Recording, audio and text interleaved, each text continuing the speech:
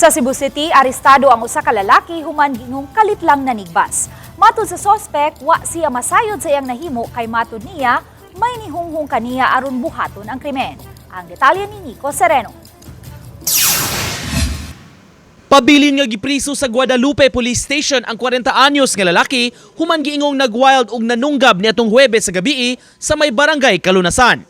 Ang biktima, kauban sa hinigugma ug mga kaila, nagtambay lang sa karsada dihang naabot ang suspect. Wailangan kalit kunong mihana og pagpanunggab ang suspitsado, maong gisuwayan siya pagpugong sa biktima.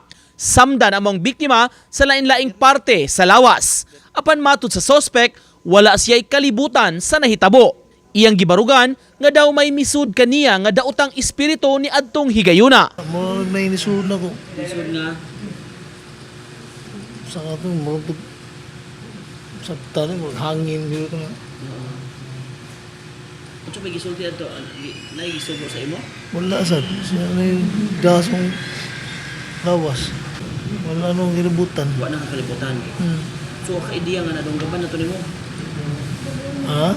Wala ka ideya nga imo nato matigbasan. Oo, wala na.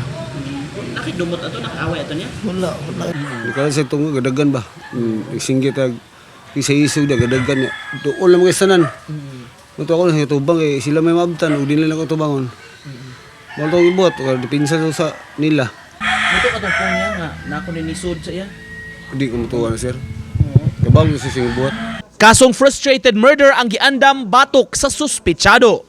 Uban ni Cleofer Lumayag, Nico Sereno, Balitang Bisdak.